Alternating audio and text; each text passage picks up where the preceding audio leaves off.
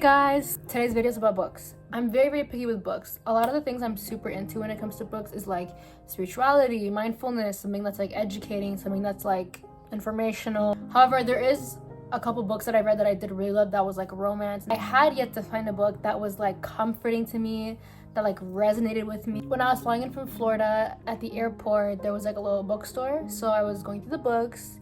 I had nothing planned beforehand of like what book I wanted to buy. I was kind of just like looking at books and trying to see. And then I saw this one called Days at the Morisaki Bookshop. I just think it's a sign that I found this at the airport.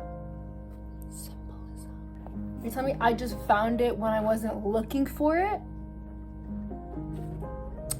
A sign. Okay, I'm sitting here editing the video and I actually want to debrief what I mean by the symbolism. Let's also keep in mind that I'm a French English major and like my whole life is basically literature. An airport is basically a place is like in between existing destinations. I don't know, to me it kind of symbolizes like a new beginning, a new journey, like a new place.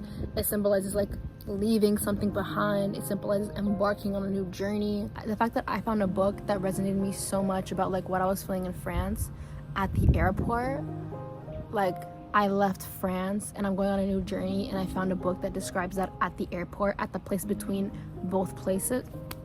You guys need to read into life because you'll discover things that you're not paying attention to. And the fact that I found it when I wasn't looking for it, always find the best things when you're not looking for it, because it's true. That's the universe like gifting you something. That's like the world being like, you know what, like you deserve this, or like you're ready for it, it's time, like here you go. Let's continue with the video.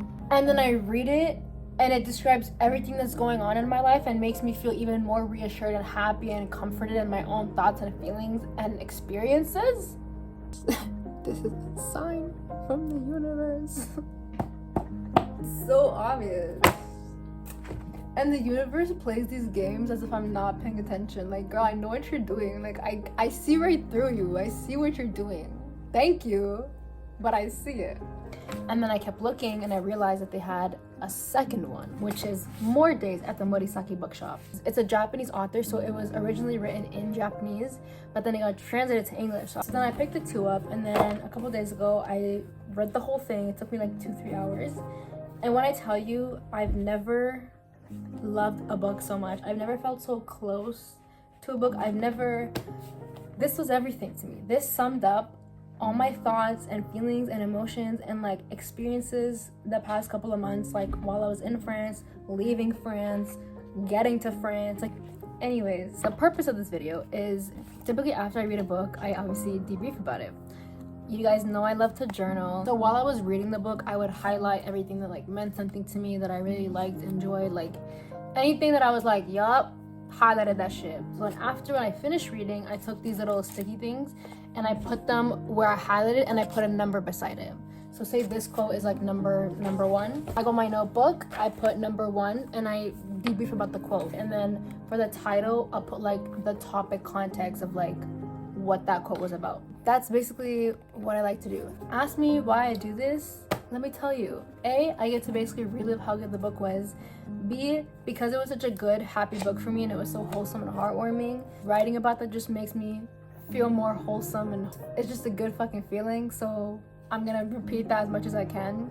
I have so many things in my mind, so when I debrief, whether it's like things I want to get off my chest, whether it's like a good thing or a bad thing, like when I write about it, my brain, clarity. My brain, all the answers. I understand my emotions, I understand my feelings. It just gives me clarity and I understand how I feel. And it's just like a moment of reflection. And I'm a girl, like I just like to talk. Like I will yap. So I'm gonna yap about things I actually care about and stuff. So, and I'll write it down. And what I love about this is because it's all written down, one day in the future, I will look at this. I will look at my younger self and I'll be like, wow, she was such a little girl. Like, I'm gonna pass this book on to my kid and I'm gonna give them this and I'm gonna say, this is how I felt. I don't know, I just think that's so comforting and so cute of an idea.